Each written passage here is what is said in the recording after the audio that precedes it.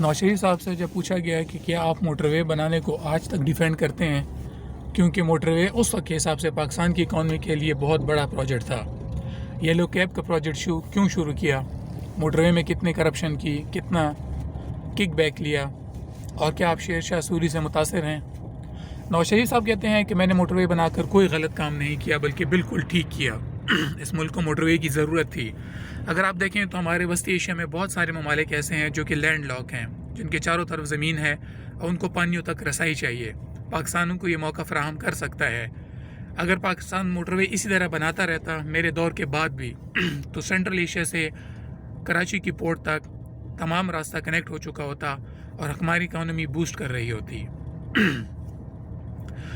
इस बात के जवाब में कि आपने कितना कमीशन लिया, कितना किक बैक लिया, नवाज शरीफ साहब कहते हैं कि ये सारे इल्ज़ामात डस्टबिन बन गए हैं, डस्टबिन की ज़ीनत बन गए हैं। आज इस बात को कोई नहीं याद करता कि मैं कितना किक बैक लिया, जो कि मैंने लिया ही नहीं। बाज़ लोग तो इस हद तक हिमाकत करते हैं कि मोटरवे के प्रोजेक्ट की कीमत से ज़्यादा किक बैक का इल्ज़ाम लगाते हैं। ये वक्ती बातें थीं जो वक्त के साथ ख़त्म हो गई। आज कोई ये नहीं कहता कि नवाज शरीफ ने कितनी किक बैक ली, कितना करप्शन हुई इस प्रोजेक्ट में। सब इस प्रोजेक्ट को एक बहुत ही कामयाब प्रोजेक्ट करार देते हैं। हकीकत ये है कि मैंने तो वज़ीर आला बनने के वक्त ही ये डिसाइड कर लिया था कि मोटरवे बनाऊंगा, और इस बात का मुकम्मल फिजिबिलिटी रिपोर्ट वज़ीर आज़म साहब को दी भी थी, लेकिन उन्होंने हमारी बात से इत्तेफाक नहीं किया। इस मोटरवे की जो अलाइनमेंट है ये असल में शेर शाह सूरी के अलाइनमेंट के साथ ही है। ये तो बाद में grand trunk road GT road बनी, जो कि अंग्रेज़ों ने बनाई। हालांकि हकीकत में शेर शाह सूरी की जहन में वही रोड थी जिसको मैंने मोटरवे से बनाया के नाम से बनाया। सुलवड़ाई साहब ने इसके जवाब में पूछा कि क्या आप शेर शाह सूरी से मुतासिर हैं? नवाज शरीफ साहब ने कहा, हाँ बिल्कुल, शेर शाह सूरी से बहुत मुतासिर हूँ, क्योंकि शेर शाह सूरी ने कोई ऐसा पैसा ऐसी जगहों पे नहीं लगाया जैसे महल बना दिए हों, बड़े बड़े किले बना दिए हों, बल्कि वो एक अवामी बादशाह थे। उन्होंने एक ऐसी जगह पे पैसा लगाया जहाँ पे आम आवाम को फ़ायदा होता हो। सड़कें बनाई, अस्पताल बनाए। मेरा भी यही मिशन है। अगर आप देखें तो शेर शाह सूरी ने आम आवाम को दो मुख्तलिफ़ ख़ित्तों के एक ख़ित्ते में दो मुख्तलिफ़ कोने पर रहने वाले लोगों को सड़क के ज़रिए आपस में मिला दिया। मैं भी यही चाहता हूँ। हत्ता कि मेरे जहन में तो ये भी है कि गवादर के पोर्ट को भी डेवलप किया जाए।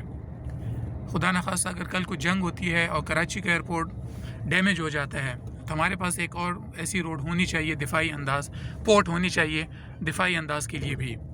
दिफाई अंदाज से याद आया, अगर आप देखें तो मोटरवे पर जहाज़ भी लैंड कर सकते हैं, तो इसका दिफाई पहलू भी नुमाया है। याद रहे ये इंटरव्यू जनरल मुशर्रफ साहब के कू के बाद नवाज शरीफ साहब से लिया गया था, तो उस वक्त गवादर सी पैक का कोई वजूद नहीं था। सिर्फ़ और सिर्फ नवाज शरीफ के मुताबिक उनके जहन में वजूद था सी पैक का। येलो कैब के बारे में नवाज शरीफ साहब कहते हैं कि येलो कैब मेरा एक बहुत ही शानदार मंसूबा था। इसमें जिस किस्म के इल्ज़ामात लगे वो सब के सब फजूल हैं। सुलवड़ाई साहब ने पूछा कि इतना ही कामयाब मंसूबा था तो आपने दूसरे दौर में क्यों नहीं शुरू किया?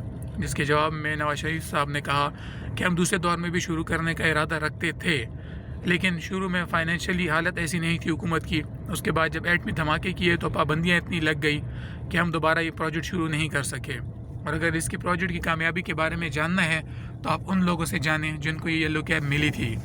ये खाल उस इंसान तक की कामयाबी नहीं थी जिसको येलो कैब मिली थी, बल्कि उसके साथ जुड़ा हुआ एक पूरा ख़ानदान था जो कि येलो कैब पे चल रहा था।